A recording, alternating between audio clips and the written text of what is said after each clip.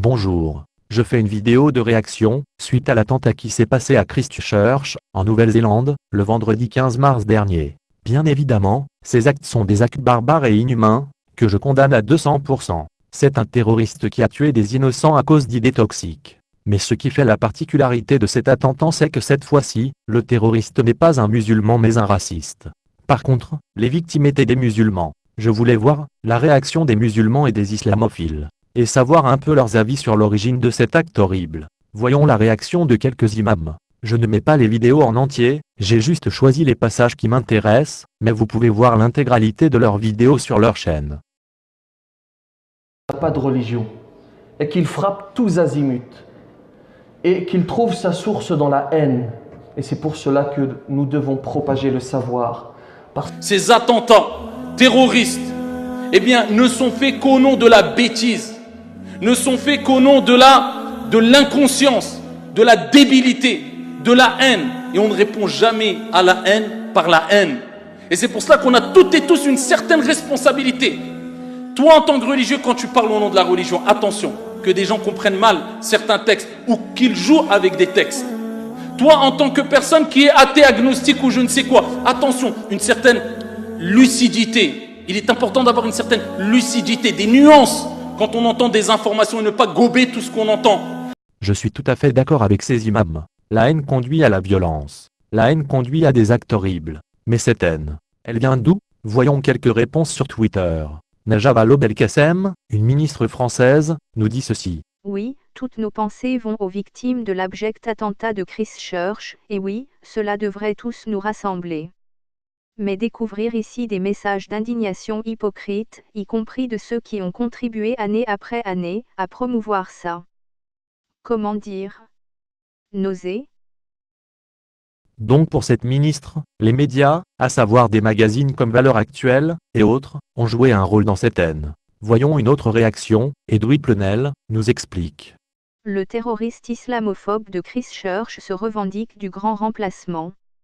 Il y a 4 ans, Mediapart avait répondu à ceux qui, ici, s'en font les propagandistes. Cet appel à expulser les musulmans est une idée potentiellement dangereuse.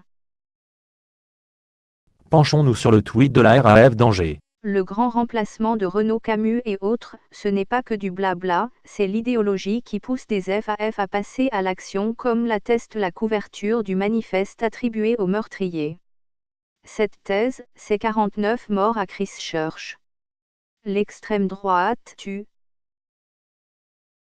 Donc, pour tout ce beau monde, la haine peut conduire à la violence. De même, une idéologie, un livre peut inciter à la violence. Alors, on pourrait en débattre pendant des heures, mais ce qui m'intéresse ici, c'est que les musulmans et les islamophiles affirment que des idéologies, des livres, des paroles peuvent générer de la haine qui peut conduire à la violence. Et je suis tout à fait d'accord avec eux. Ce qui m'étonne, par contre, c'est le fait que ces mêmes personnes n'admettent pas que l'islam qui est une idéologie, le Coran qui est un livre, puisse aussi conduire à la haine et à la violence. Prenons un exemple. Sourate 9, verset 5, après que les mois sacrés expirent, tuez les associateurs où que vous les trouviez. Capturez-les, assiégez-les et guettez-les dans toute embuscade. Si ensuite ils se repentent, accomplissent la salat et acquittent la zakat, alors laissez-leur la voie libre, car Allah est pardonneur et miséricordieux. En tant que mécréant et associateur, ce passage me fait peur. Mon islamophobie est quand même légitime au vu de tels passages. Mais les musulmans et les islamophiles vont sûrement me rassurer pour me dire qu'il ne faut pas avoir peur. Ce passage ne doit pas être pris au sens littéral. Il y a sûrement un contexte à cette violence. Par exemple, la guerre entre mécréants et musulmans au temps du prophète. Ou bien, la légitime défense. Déjà, pourquoi le sens littéral d'un texte serait moins légitime qu'une quelconque interprétation? Quand le Coran dit ne mangez pas le porc, tous les musulmans prennent le sens littéral de cette interdiction. Je n'ai jamais entendu un musulman me dire, par exemple, que le porc a un sens symbolique. De même, aucun musulman ne contextualise l'interdiction de manger du porc. Par exemple, à l'époque du prophète, la viande de porc ne se conserve pas très bien donc le Coran l'a interdit. Mais actuellement, il n'y a plus de risque. Donc on peut manger des saucissons. En parlant de contexte, supposons donc que notre verset est à contextualiser à une époque où le prophète était en guerre avec les non-musulmans, et que le prophète est en légitime défense. Déjà, premier constat, le terme utilisé pour désigner l'ennemi est associateur. Le Coran aurait pu dire « Tuez vos ennemis ». Cela aurait été plus logique dans un contexte de guerre. Ou bien « Tuez vos persécuteurs », dans le cas où Mahomet était en légitime défense. Mais non, le mot utilisé est bien associateur. Ensuite, l'injonction de tuer cesse si l'associateur se repent, accomplit la salat et paie la zakat.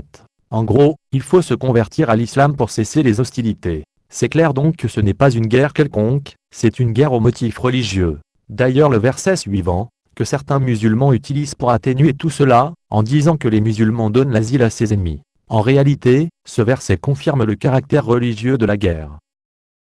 Sourate 9, verset 6. Et si l'un des associateurs te demande asile, accorde-le lui, afin qu'il entende la parole d'Allah, puis fais-le parvenir à son lieu de sécurité. L'asile est accordé, certes, mais dans le but que l'associateur entende la parole d'Allah, tout ceci dans le but de conversion. D'ailleurs, tout ceci, et le caractère religieux de la guerre, est confirmé par le verset 39 de la sourate 8. Et combattez-les jusqu'à ce qu'il ne subsiste plus d'association, et que la religion soit entièrement à Allah. Puis, s'ils cessent, ils seront pardonnés car Allah observe bien ce qu'ils œuvrent.